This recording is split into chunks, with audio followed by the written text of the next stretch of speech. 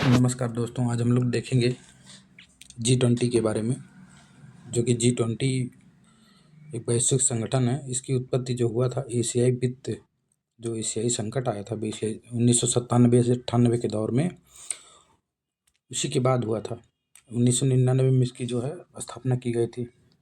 ये शुरू में जो है एक वैश्विक आर्थिक एवं वित्तीय मुद्दों पर चर्चा करने के लिए एक वित्त मंत्री और केंद्रीय बैंक जो होता है, यानी कि जैसे अपने यहाँ RBI है, तो एक फाइनेंस मिनिस्टर और जो है एक केंद्रीय बैंक के लिए जो है एक फोरम, एक मतलब मंच के रूप में तक काम करता था विश्व की सभी देशों के लिए।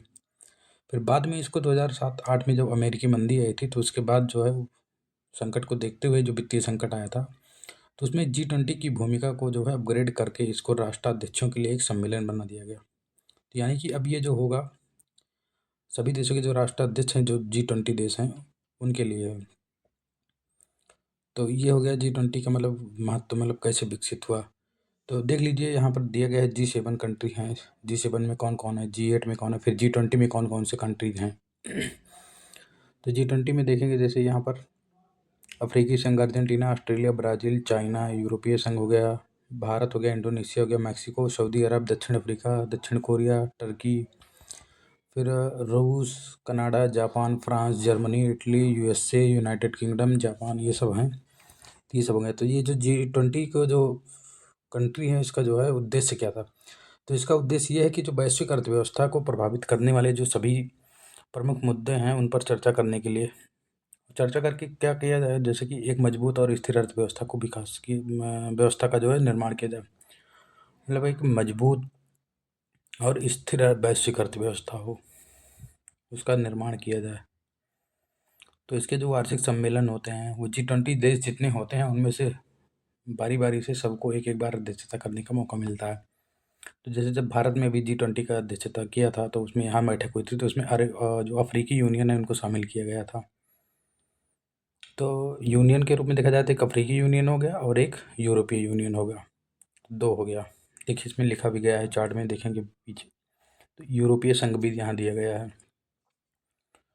तो ये जो G20 जो प्रेसिडेंसी है, इसको ट्रॉइका के द्वारा समर्थन किया जाता है। अब ये ट्रॉइका क्या है, ट्रॉइका की बात कर लेते हैं। तो ट्रॉइका में क्या होता है कि जैसे जो पिछली जो वर्तमान जो होते हैं अध्यक्ष, जैसे G20 की वही अध्यक्षता हाल ही में हुई थी।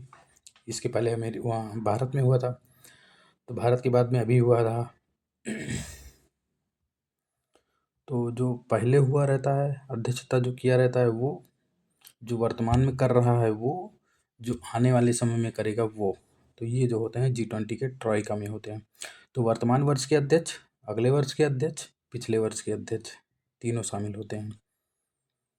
तो इसका जो है G20 हम लोग इतना मतलब डिटेल में न्यूज़ में अगर हम लोग देखते क्यों है, तो उसके पीछे इम्पोर्टेंस इसकी ये है कि जो अफ्रीकी यूनियन जो अभी शामिल हुआ है भारत में, उससे शामिल होने से पहले G20 में जो है वैश्विक GDP यानी ग्लोबल GDP का लगभग 85% अकेले G20 से कंट्री के पास रहता था। फिर जो वैश्विक व्यापार होता है, पूरे दुनिया में जो व्यापार होता है, उसका 75% G20 कंट्रियों के द्वारा होता है। फिर G20 कंट्री में व्यापार देख लिए, GDP देख लिए, तब इसकी जनसंख्या कितनी है, तो विश्व की 2/3 जनसंख्या का प्रतिनिधित्व अकेले G20 करता है।